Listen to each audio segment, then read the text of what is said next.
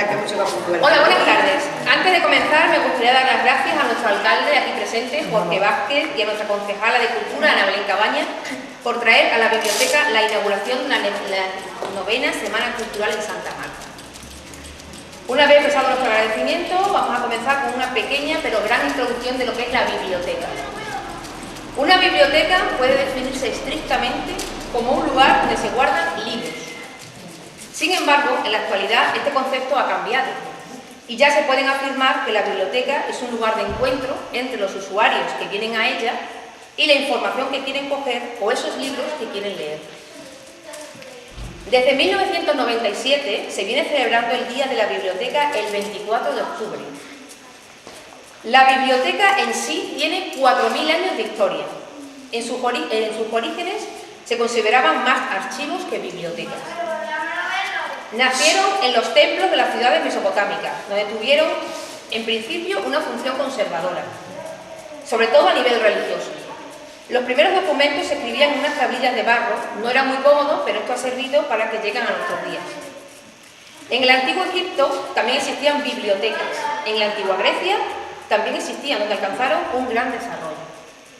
En Roma se fundó la primera biblioteca pública, que se tiene constancia. En la Edad Media la cultura retrocede y con ello también las bibliotecas. Pero a partir de la Edad Moderna las bibliotecas se fueron haciendo cada vez más importantes hasta llegar a nuestros días. A modo de curiosidad, podemos decir que la biblioteca más grande del mundo se encuentra en el Congreso de los Estados Unidos, que tiene más de 138 millones de documentos. En cuanto a España, la Biblioteca Nacional tuvo su origen en el año 1711, con más de 28 millones de publicaciones. Ocupa la tercera en el ranking, ya que la segunda es la Biblioteca Nacional Británica. Una vez hablado un poco de lo que es la historia de la biblioteca, nos vamos a centrar en lo que es nuestra biblioteca. Esta biblioteca donde estamos comenzó su andadura el 10 de diciembre de 1978. No estaba ubicada aquí. Al principio estaba ubicada en lo que son los altos de la Universidad Popular. Más tarde se dispuso lo que son los altos del ayuntamiento. La Biblioteca Municipal Pedro Lorenzo le debe su nombre al noble escritor Pedro Lorenzo, que tenemos un cuadro ahí a mano izquierda. Él vino a su inauguración el 10 de diciembre de 1978, siendo alcalde por aquella época don Miguel García Becerra. Nuestra biblioteca se creó gracias a la iniciativa y el apoyo de la Corporación Municipal de aquel año. En estos 35 años de vida, la biblioteca ha cambiado de ubicación varias veces. Por ella han pasado todos los niños de nuestro pueblo.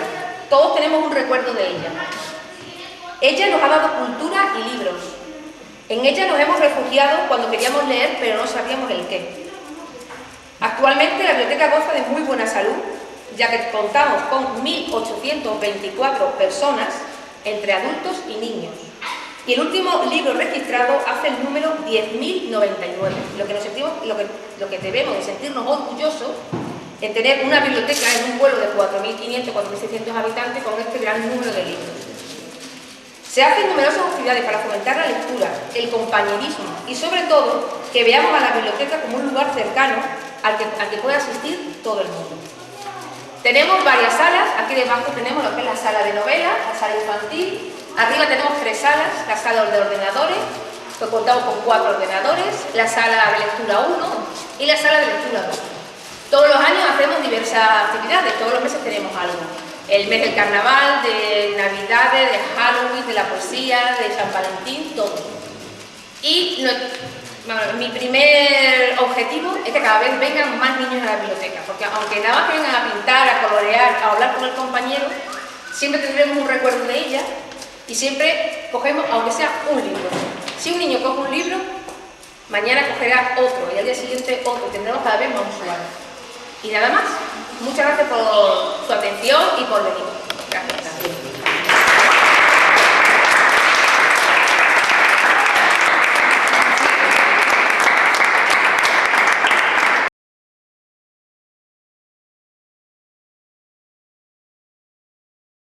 Nos situamos en un momento muy particular de la Iglesia, más o menos en el 1000, mediados del 1500, hace unos 450 años, muy cerca casi de la fundación del pueblo de Santa Marta. Primero hay un asentamiento y después ya cuando hay una realidad, ellos se van constituyendo como comunidad y levantan un templo, un primer templo, sobre el 1500 más o menos. Si miráis para atrás, veréis que este templo, miramos al techo. El techo se ve muy bien las diferencias, ¿no? Esta parte de aquí es muy diferente a esta de aquí, ¿no es la diferencia? E incluso la parte del coro también es diferente.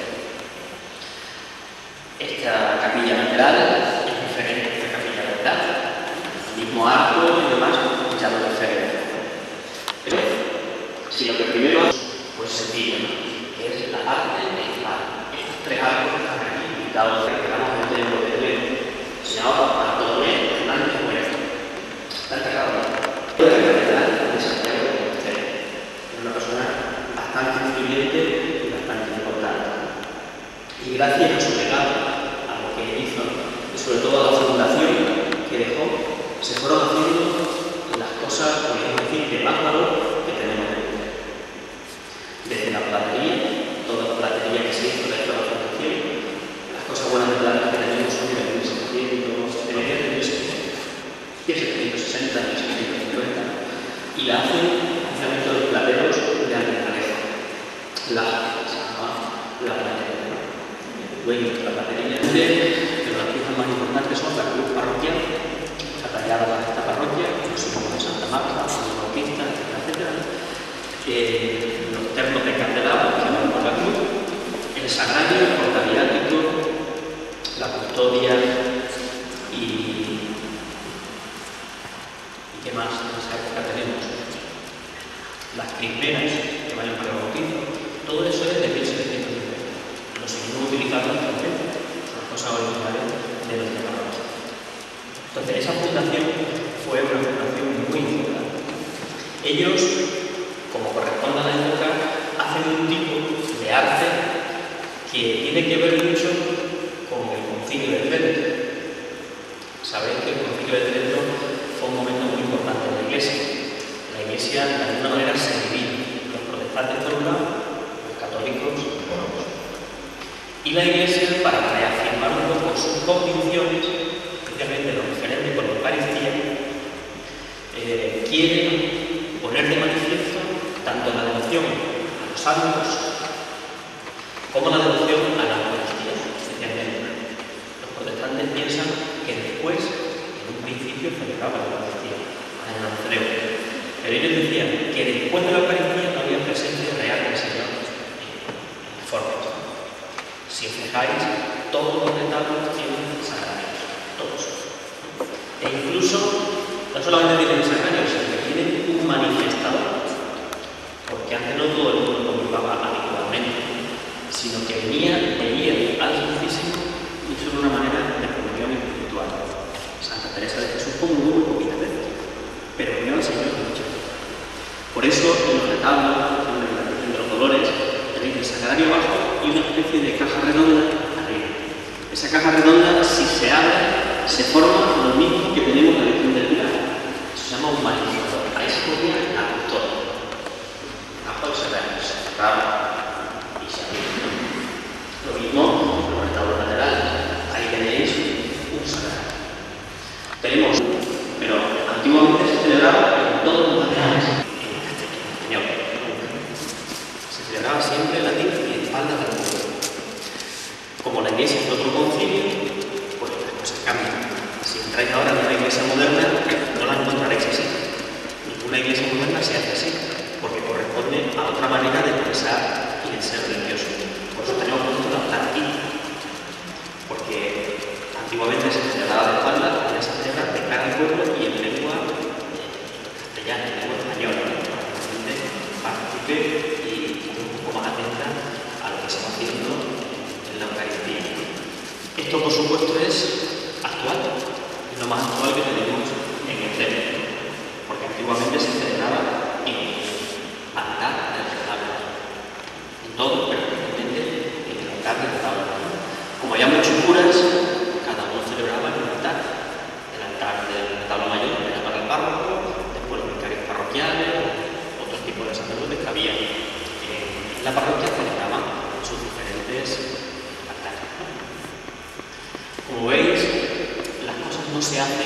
de manera decorativa, sino que las torres se hacen pensando un poco en la espiritualidad de la gente, en lo que ellos creían y cómo creían. Y por eso van haciendo las cosas así.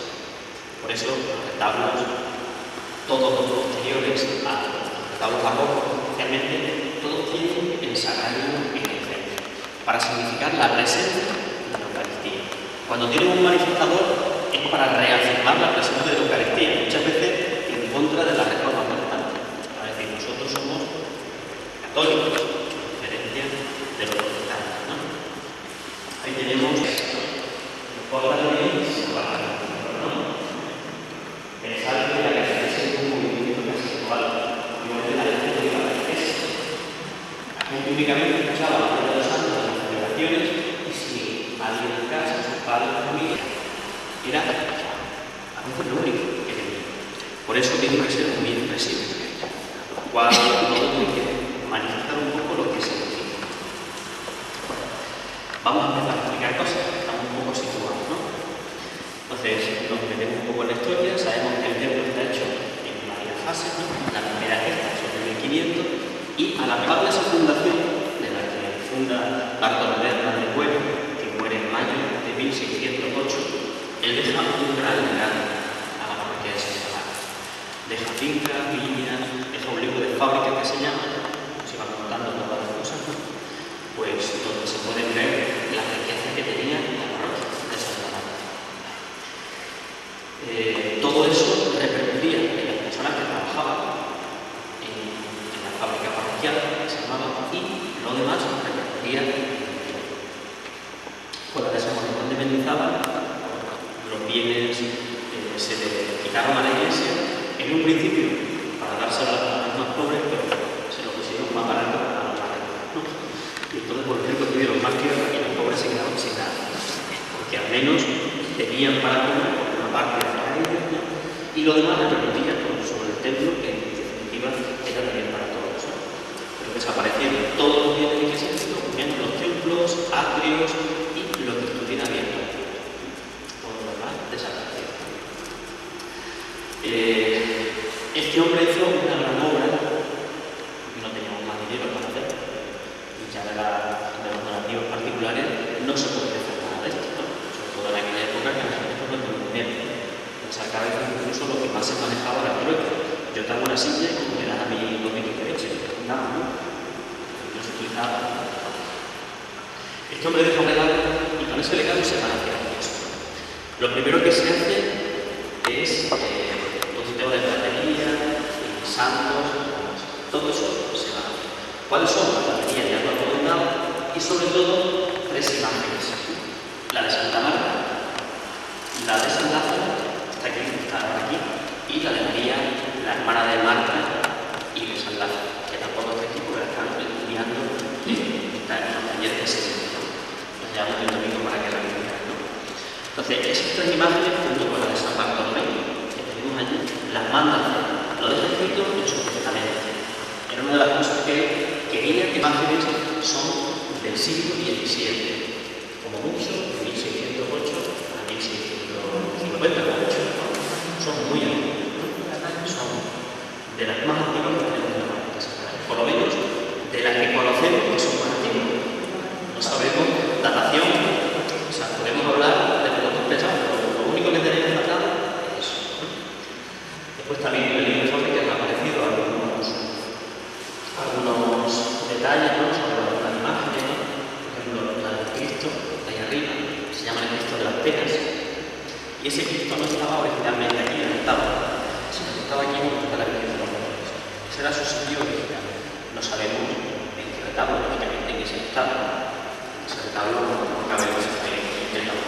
No sabemos en cómo estaba, porque lo que sí sabemos es que había a Santa Marta y la nave pues llegaba hasta prácticamente este arco que se llamaba Portoral, porque separa la parte, podríamos decir, el pueblo de la presbitería. Entonces llega al de la pastoral, ve la botella y manda que se arregle la botella y que Cristo ese sea el que presida el retablo que se está haciendo en ese momento. En ese momento se estaba haciendo el retablo, detrás de este retablo hay otro en mampostería. No quiere decir que fue original de la mampostería, sino que hay uno de los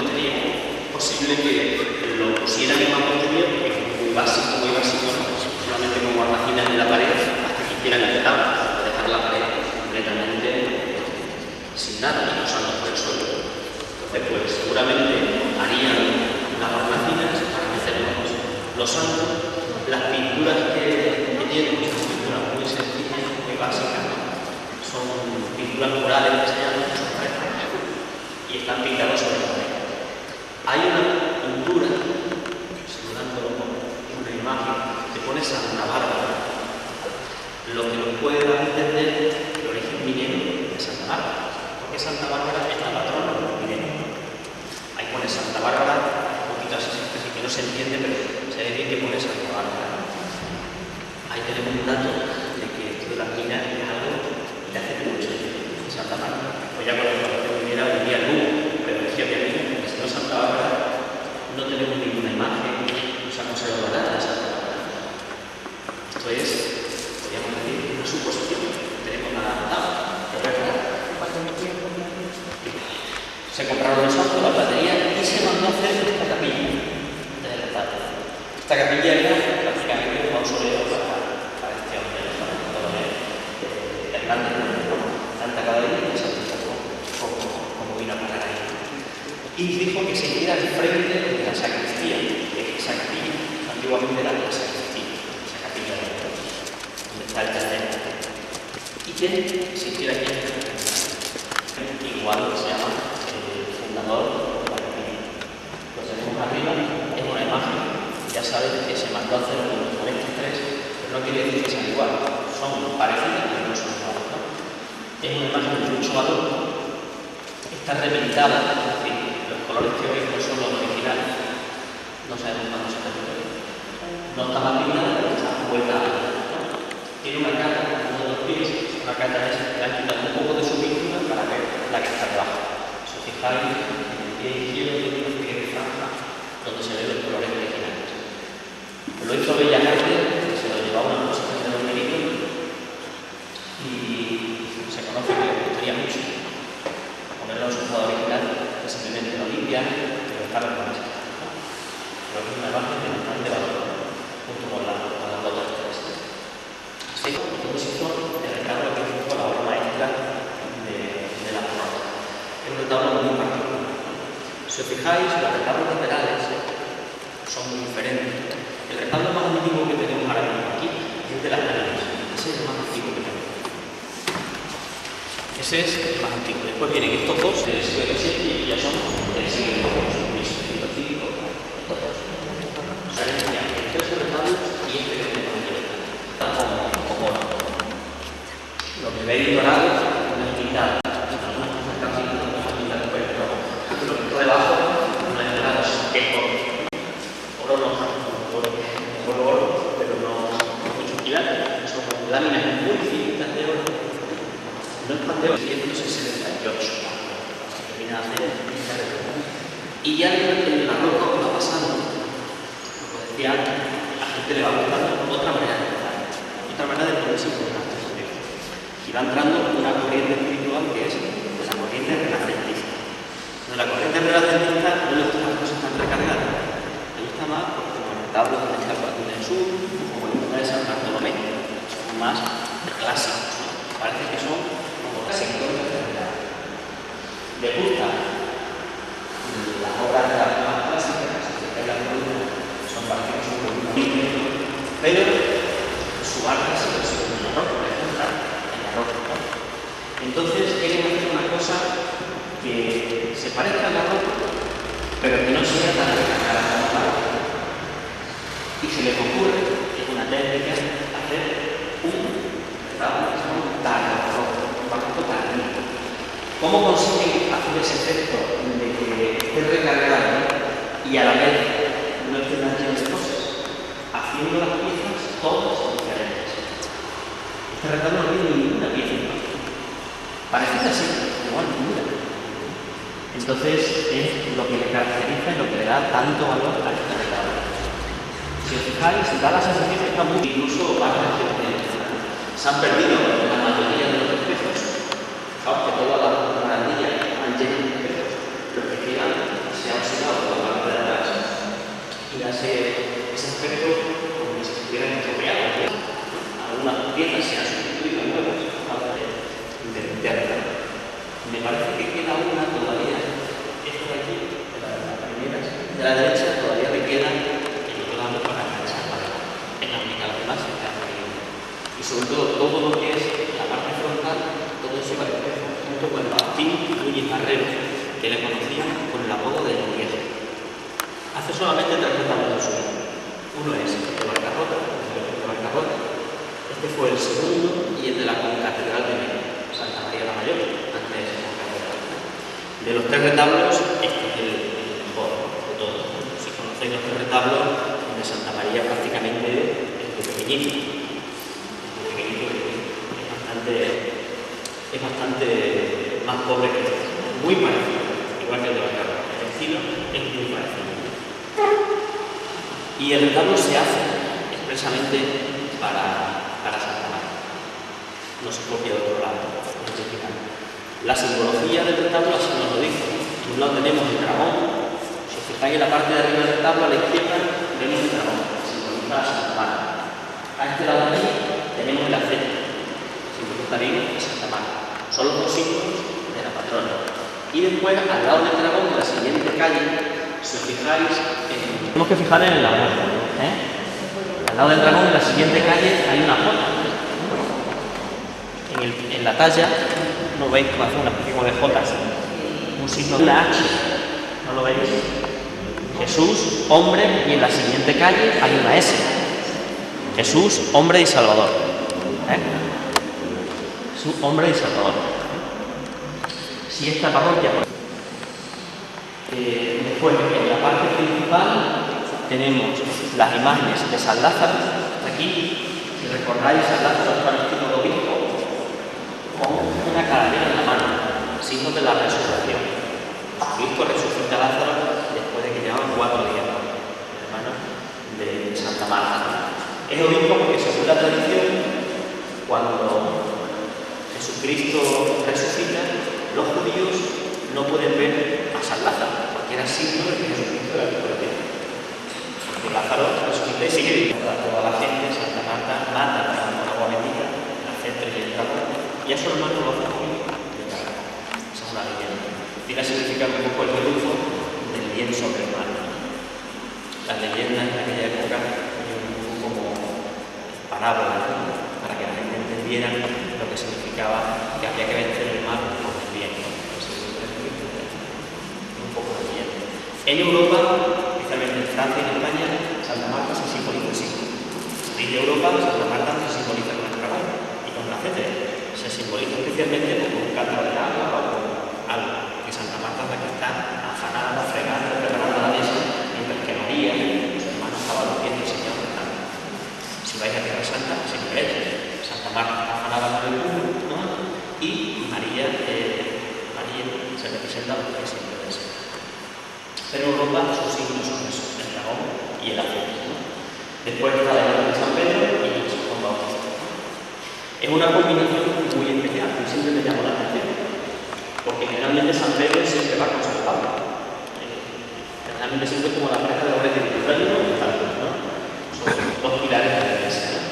Uno que va incluso y otro vestido un poco con la capa de tocar, con las llaves en la mano, de las llaves de la tierra, lo que quiera la mano de la casa, de la sala, del evangelio, y el callado, que es un poco el sentido del pastor de toda la iglesia, con esas 3 cruces que simbolizan el pastor de toda la iglesia universal. Y San Juan se mira en todo, vestía en el desierto con una piel de camello, ¿no? Simbolizado siempre con el cordero. El cordero está en el de San Juan. Está mirando para él, muy particular. Se hizo en 1801 y la hicieron los artesanos. Y después lo que ya creen que los artesanos, albañiles, zapateros, carpinteros, productores, y se unieron para comprar. ¿Cómo lo hicieron?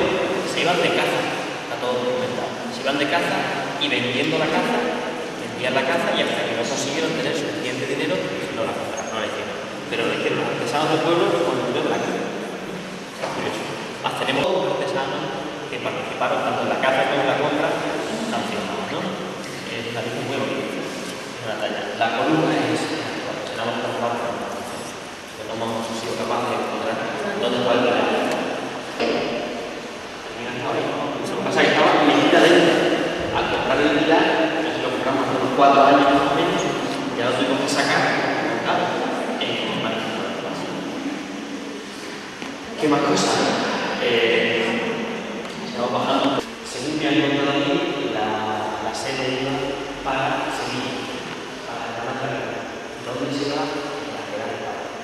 y después, la sede esta ha sido la sede de toda la diócesis, no la arzobispado.